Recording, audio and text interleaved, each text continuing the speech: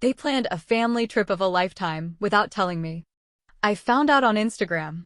So I stayed silent and walked away. I never said a word. Everything collapsed on its own.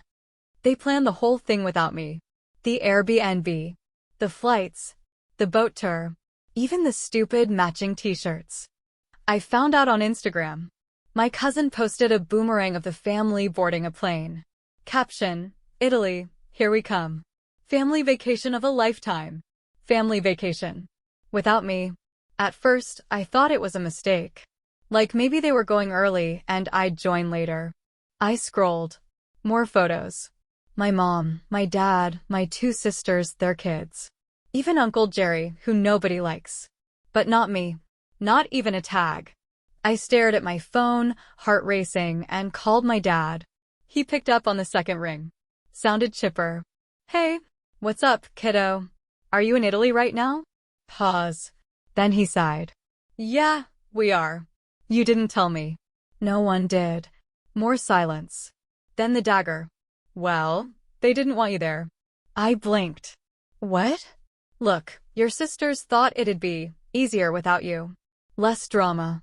Drama? I send you $2,500 a month and this is how you treat me. That's when he said it. I mean, you chose your lifestyle. It makes people uncomfortable. That's what it was. Not that I'm a bad person.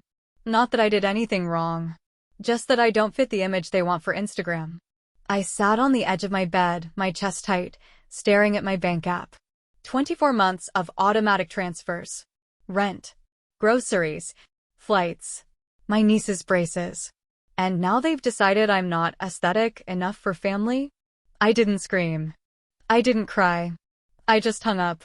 And started making calls. Cancelled every payment. Every auto transfer. Every little stream of help they'd come to rely on like clockwork. By sunset, their accounts were frozen. By sunrise, my phone had 46 missed calls. But I didn't answer a single one. They wanted me invisible? Fine. I disappeared. But not before I made sure they felt the void. The first voicemail came at 4:17 a.m. My mom, whispering like she was in a closet. Sweetheart, I think something's wrong with the bank. Dad's card got declined at the hotel. Can you check? I didn't. I went back to sleep. By noon, there were 9 more. Panic ramping up in real time. Why are all the transfers gone?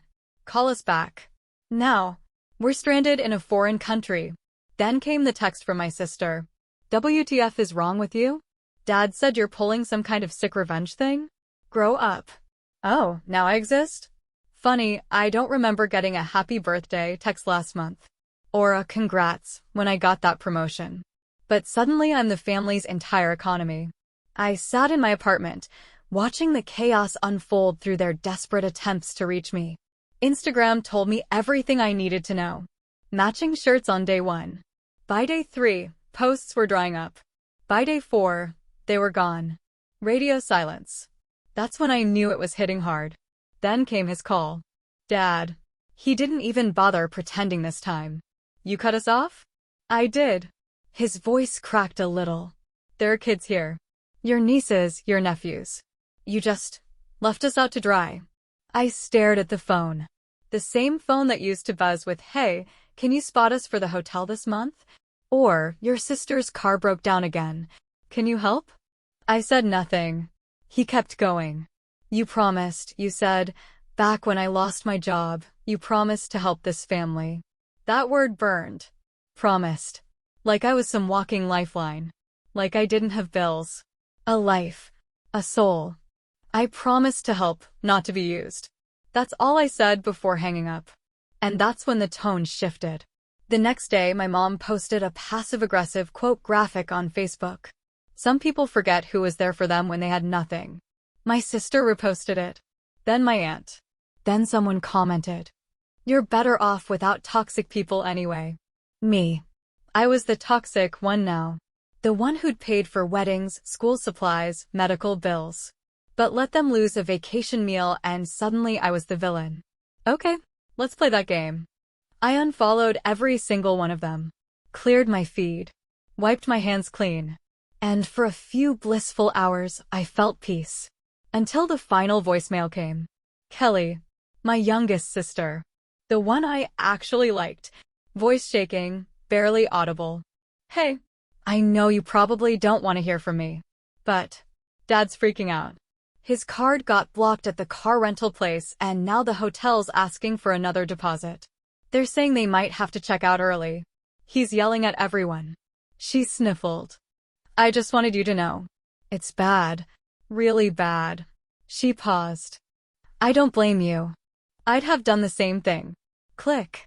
For a second, just one, my chest tightened. But then I remembered something. 2 weeks ago, she called me dramatic because I didn't want to chip in for a surprise party I wasn't invited to. She said, and I quote, "It's not about you. Stop making everything about yourself." Right. So I let her voicemail sit there. No response. No call back. They made this mess. Let them clean it up. Because I wasn't coming to the rescue this time. 3 days of silence. No calls. No texts. The family group chat? Dead. That chat used to ping nonstop, dumb memes, baby photos, blurry pics of dinner plates. Now? Total blackout. I thought maybe they'd gotten the message.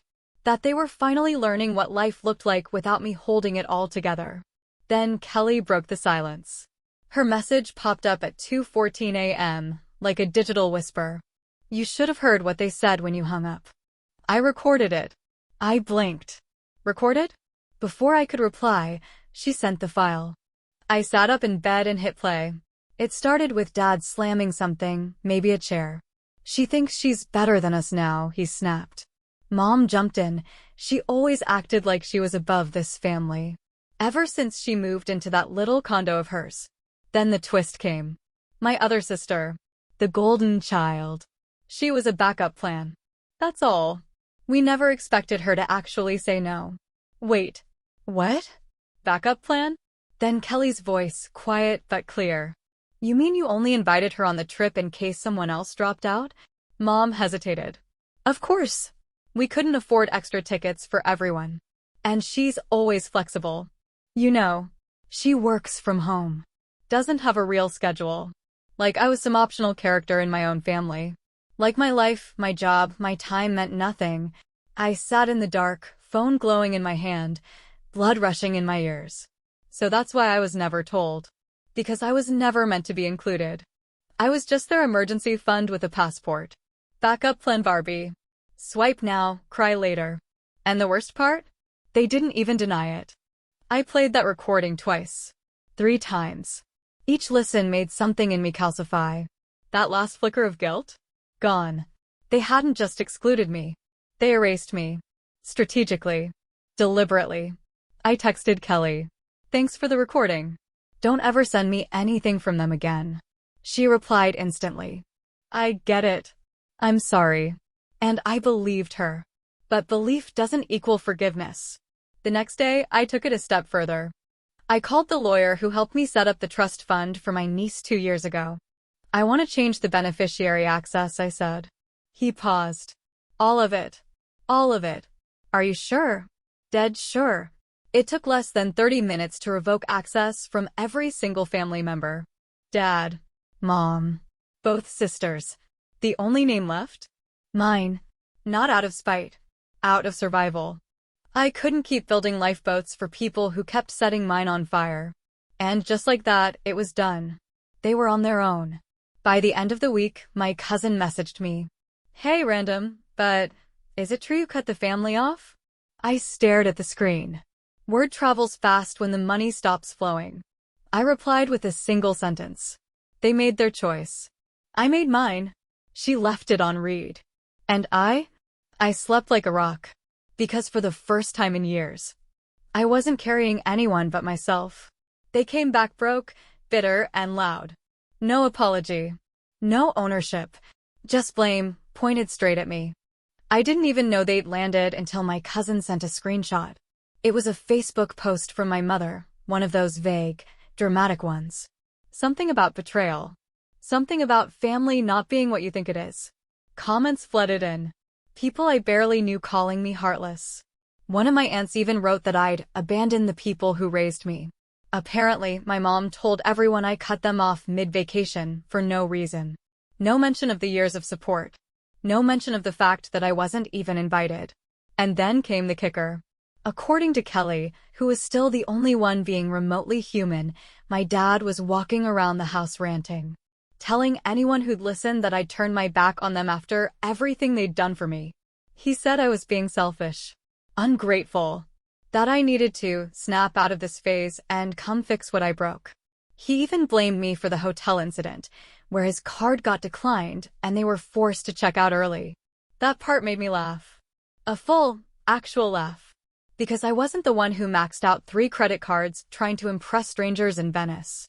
I wasn't the one who booked a yacht excursion while owing money on my mortgage. They did that. Every reckless choice. Every swipe. They chose it all, assuming I'd pick up the pieces like always. But this time, the safety net was gone. And suddenly, it was my fault they fell. I could feel it coming next.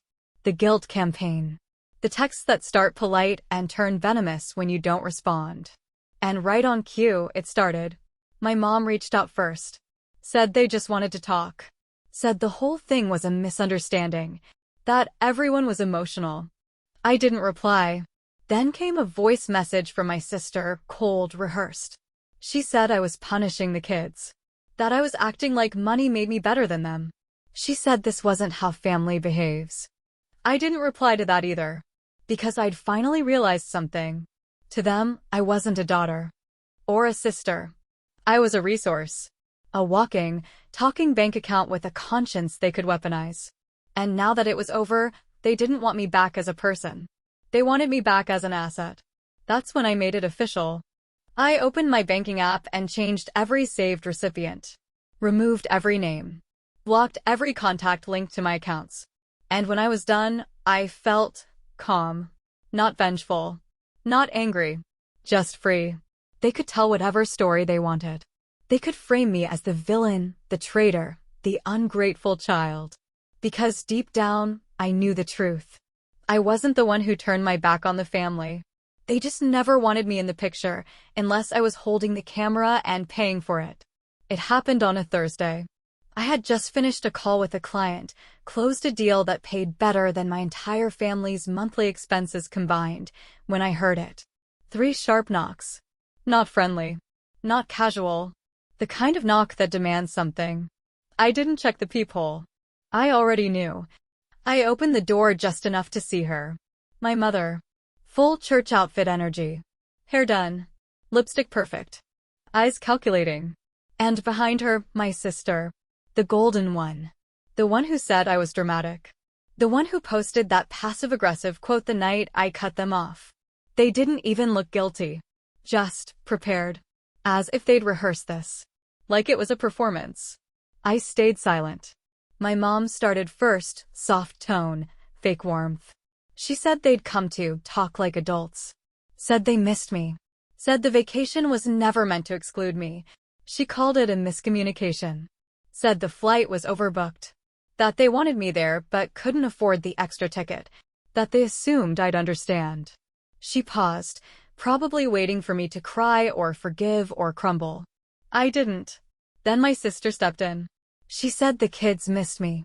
That my niece kept asking where I was. That the family felt fractured.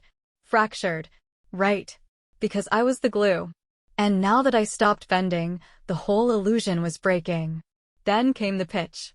They didn't say it directly, of course. But I know how they operate. First comes the guilt. Then the warm smiles. Then the hook. We thought maybe we could all sit down soon, my mother said. Go over finances. Make sure no one feels left out. Finances. There it was. Not forgiveness. Not healing. Money. They were here for a reset button. A clean little reboot so they could start taking again, just with prettier packaging. I told them I was busy. Didn't open the door fully. Didn't invite them in. My mom gave me that tight smile she always used when she lost control of the conversation.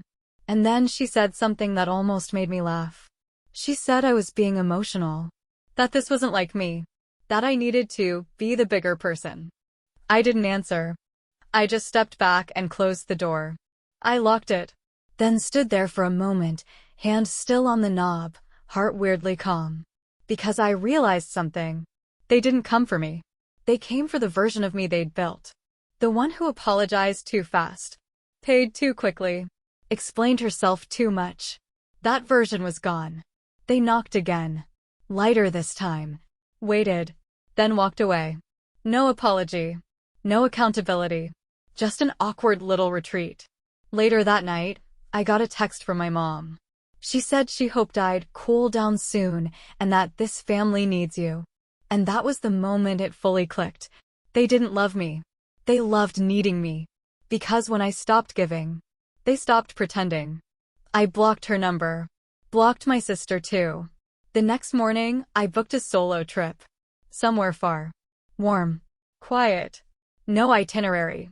No matching shirts. Just peace. They wanted me to play a part in their show. Smile on cue. Swipe on cue. But I was done playing the role of the reliable one. Let the show fall apart. I was finally living unscripted. It started with a photo. A blurry picture of me, cropped from an old family barbecue, posted on Facebook by my aunt. The caption was short but venomous. Sad how money changes people. I wasn't tagged, but I didn't need to be. My phone lit up like a Christmas tree. Old classmates. Random coworkers. People I hadn't heard from in years suddenly asking if I was okay. That's when I saw the full post thread. Dozens of comments. My mother had written a long reply under it, pretending to be heartbroken. She said one of her children had turned their back on family after becoming successful. Said she was praying for healing. Healing? I almost choked. She wasn't praying. She was performing. And worse, people believed her. One comment said I must have gotten a big head now that I had a career. Another called me ungrateful. One even said, she'll regret it when she has no one left. The kicker? My sister had liked every comment. Every single one. So I did something I hadn't done until that moment. I told the truth. I opened Reddit. Anonymous. Clean. And I wrote it all out. The fake vacation invite. The sudden cutoff. The financial manipulation. Years of silent expectations disguised as love. No names. No faces. Just the facts. Within hours, the post exploded. People weren't just responding. They were raging. Thousands of strangers, complete nobodies to me, defended me harder than my own family ever had. Some shared their own stories. Others offered pure validation. But one comment hit hardest. It said, they don't miss you. They miss your service. And just like that, everything crystallized. This wasn't about hurt feelings. It was about control. I had been the one thing they couldn't dominate anymore. So they painted me as the villain. Until now. Because suddenly, they weren't the only ones with a voice. That night, Kelly texted me again. Said my sister was in full meltdown mode. Someone had sent her the Reddit post. She was panicking, claiming I exaggerated everything. But Kelly confirmed it all. Said if anything, I'd gone easy. Apparently, my sister had cried in front of their mom, saying I was ruining her image. Not the relationships. Not the family. Just the image. I asked Kelly one thing. Why she stayed quiet all this time. She said it simply. Because she thought no one would believe her. And that hit me harder than the Facebook post. So many of us get trapped in these family dynamics. Afraid to speak. Afraid of being called ungrateful or dramatic. But the second I broke the silence, people heard me. And better? They believed me.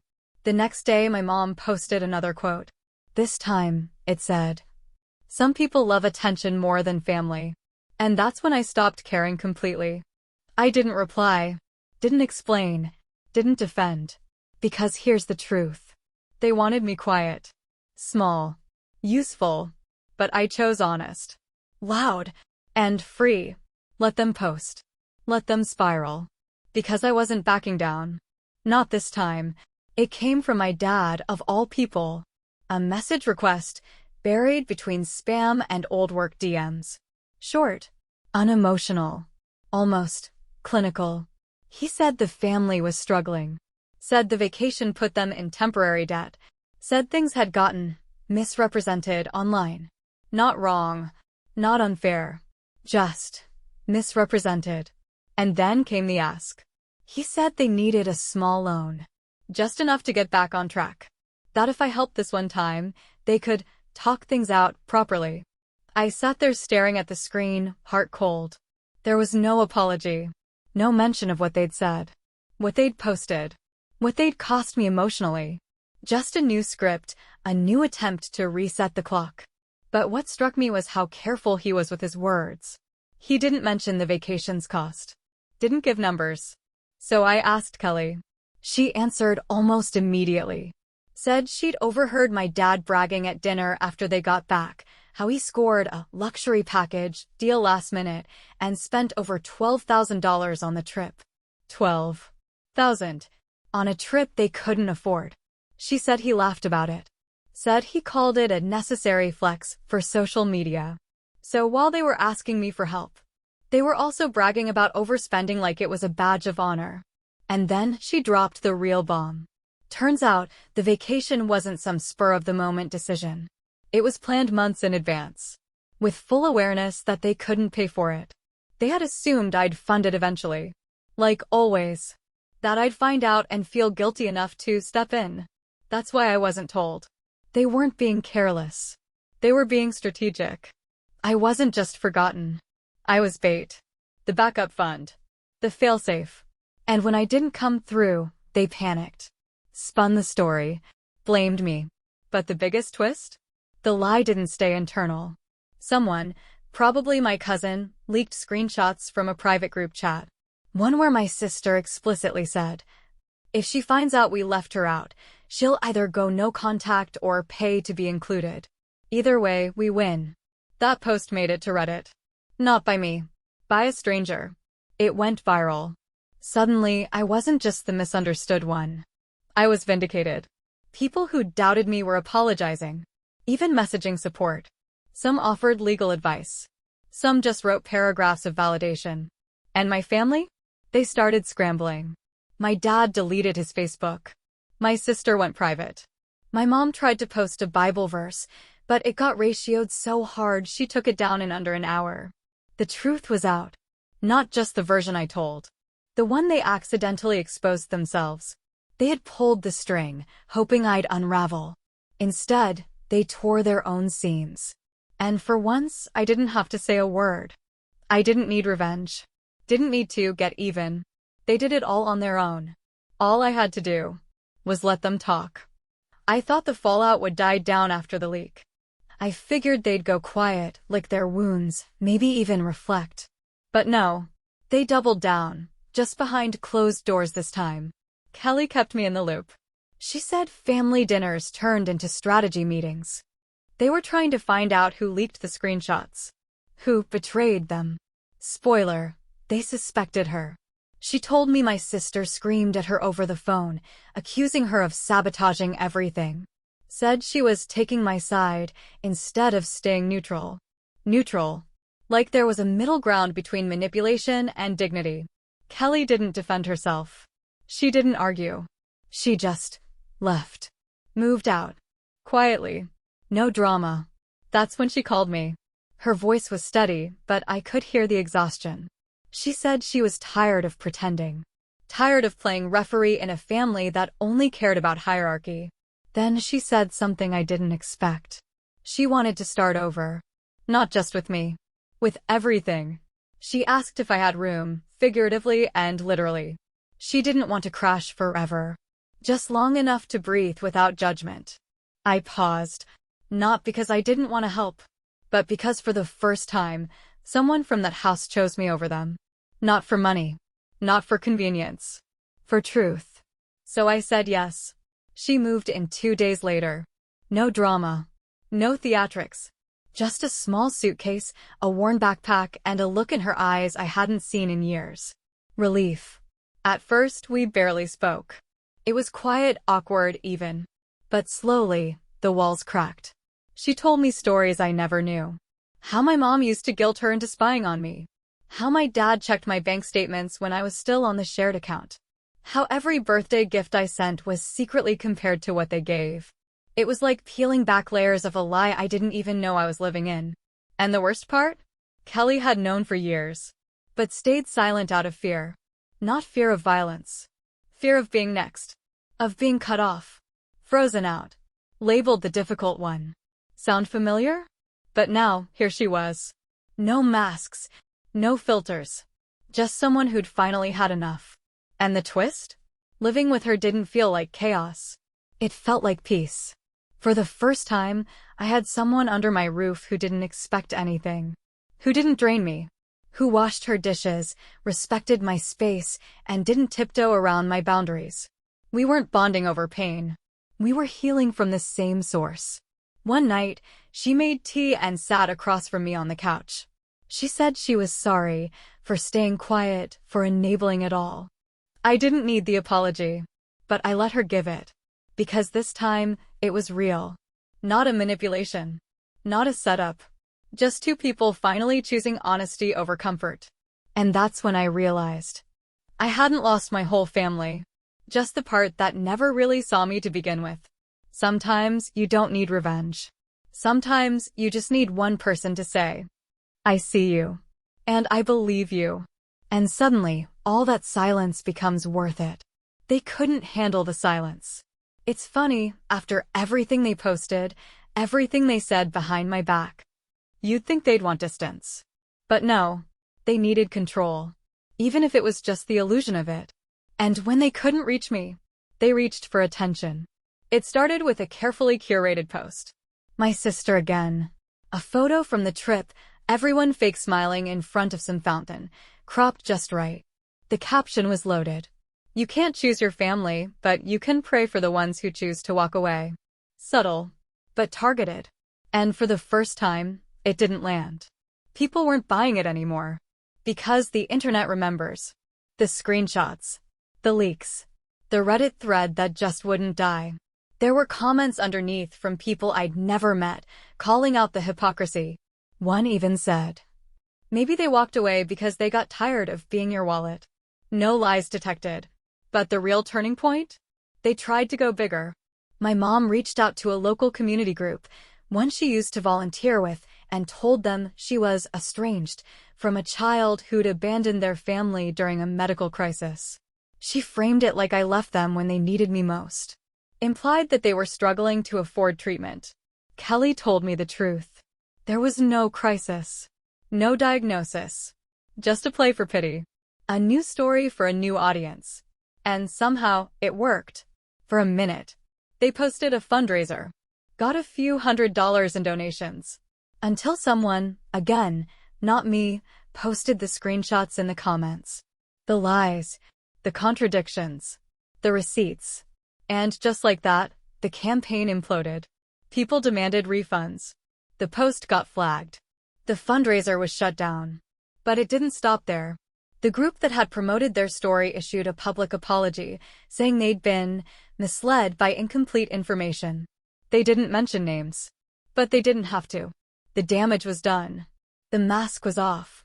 And my parents? They vanished from social media. Profiles deactivated. Photos deleted. It was over. The final attempt to rewrite the story, to frame themselves as victims, it backfired in the most public way possible. And me? I didn't post a thing. Didn't celebrate. Didn't gloat. Didn't even react. Because I didn't need to. They buried themselves. With every lie, every manipulation, every desperate move. They handed me freedom. Not just from their expectations. From their version of me. The one they crafted. Controlled. Consumed. She's gone. Replaced by someone who knows her worth. Who sets the price. And won't ever be discounted again. Let them sit in silence now. That's what they gave me for years. I just returned the favor. It ended with a knock. Not loud. Not demanding. Just hollow. I didn't answer right away. Didn't even move. Because I already knew who it was. Kelly peeked out the window. Said it was my dad. Alone. No flowers. No apologies in his hand. Just the same worn-down expression I'd seen my whole life. But this time, without the ego behind it. He stood there for a while. Maybe waiting for me to open the door. Maybe hoping I'd just break. But I didn't. Eventually, he slipped something under the door. An envelope. Kelly picked it up. No return address. Just my name. Inside, a photo. Me. Age 7. Sitting on the floor at Christmas, grinning ear to ear, holding a second-hand bike they swore was new. On the back, for words scribbled in his handwriting. We did love you. Past tense. No explanation. No acknowledgement. Just a photo. I stared at it longer than I wanted to. Because the truth is, a small part of me still wanted it to be real. Still wanted them to love me for me. Not for the card in my wallet. Not for what I could fix. Not for how easy I made their lives. Just me. But that's the part they never saw. The one that stayed quiet. Obedient. Useful. Until I stopped. And when I did, they didn't reach out to understand. They reached out to recover. Their lifestyle. Their comfort. Their story. The next day, I burned the photo. Not out of spite. Out of clarity. Because I finally understood. Closure doesn't always come wrapped in an apology. Sometimes it comes in silence. In choosing not to open the door. In protecting the peace you had to bleed for. Kelly asked me if I felt sad. I told her no. I felt done. Not bitter. Not vengeful. Just done. I don't check their socials anymore. Don't ask mutuals for updates. Don't linger in the past like it might somehow change. Because the best ending I could have ever given that story was leaving it unfinished. Letting it rot where it collapsed. And writing my own instead. These days, my life is quiet, peaceful, and real. There are no more surprise bills. No cryptic messages. No fake "we miss you" invitations. There's just space, freedom, and a growing list of things I want to do. Not out of obligation, but choice. Because the moment I stopped rescuing people who threw me overboard every time the waves got rough, I finally learned how to swim. Not for them. Not for approval. Just for me. They wanted a villain. They got silence. And in that silence, I found everything they never gave me. Peace, power, and finally, myself.